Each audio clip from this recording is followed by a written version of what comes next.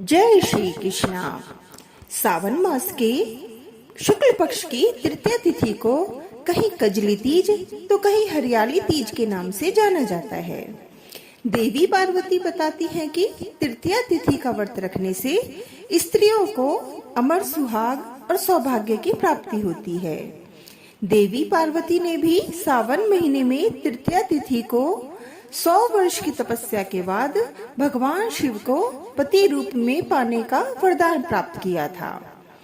हरियाली तीज के दिन शिव पार्वती जी की विधिवत पूजा करने के साथ साथ इस व्रत कथा का पाठ अवश्य करना चाहिए। मान्यता है कि इस कथा को स्वयं भोलेनाथ ने माँ पार्वती को पिछले जन्म के बारे में याद दिलाने के लिए सुनाया था। आइए जानते हैं हरियाली तीज की व्रत कथा के बारे में। शिव जी कहते हैं कि हे पार्वती, बहुत समय पहले की बात है, कम उम्र में ही जब तुमने हिमालय पर मुझे वर के रूप में पाने के लिए कठोर तप किया था। इस दौरान तुमने अन्न जल त्याग कर सूखे पत्ते चबाकर दिन बिताए थे। मुझे वर के रूप में पाने के लिए तुमने किसी भी मौसम की कोई परवाह नहीं की और तुमने निरंतर तप किया। तुम्हारी इस स्थिति को देखकर तुम्हारे पिता बहुत दुखी थे। ऐसी स्थिति में नारद जी तुम्हारे घर पधारे। जब तुम्हारे पिता ने नारद जी से उनके आगमन का कारण पूछा तो नारद जी बोले, हे गिरिराज, मैं भगवान विष्णु के भेजने पर यहाँ आया हूँ। आपकी कन्या की घोर तपस्या से प्रसन्न होकर वह उससे विवाह करना चाहते हैं।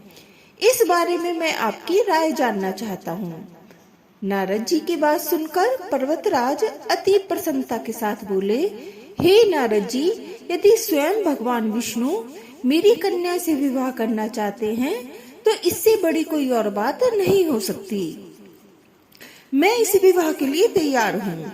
इसके बाद तुम्हारे पिता की स्वीकृति पाकर नारद जी विष्णु जी के पास गए और यह शुभ समाचार सुनाया। लेकिन जब तुम्हें इस विवाह के बारे में पता चला तो तुम्हें बहुत दुख हुआ। तुम मुझे मन से अपना पति मान चुकी थी। तुमने अपने व्याकुल मन की बात अपनी सहेली को बताई।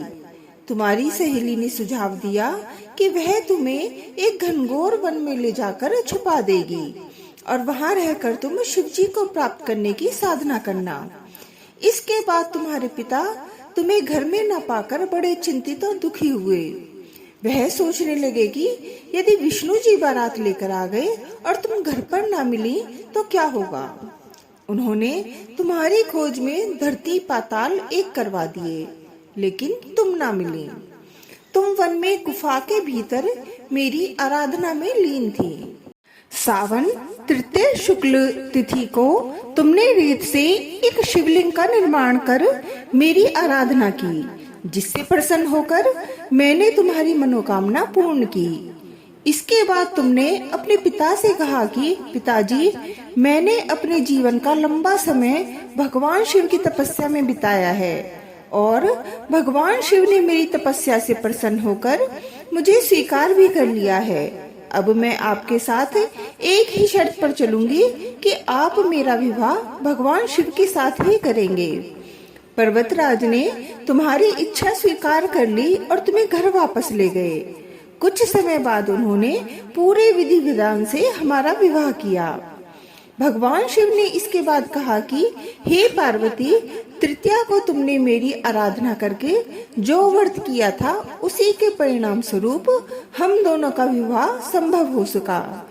इस व्रत का महत्व यह है कि मैं इस व्रत को पूर्ण निष्ठा से करने वाली प्रत्येक स्त्री को मनोवांछित फल देता हूँ।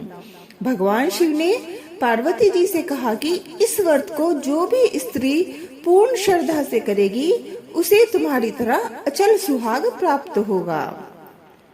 हरियाली तीज पूजा विधि। हरियाली तीज के दिन विवाहित स्त्रियां अपने पति की दीर्घायु के लिए व्रत रखती हैं। इस दिन स्त्रियों के मायके से श्रृंगार का सामान और मिठाइयां उनके ससुराल भेजी जाती हैं। हरियाली तीज के दिन महिलाएं सुबह घर के काम और स्नान के बाद 16 श्रृंगार करके निर्जला व्रत रखती हैं।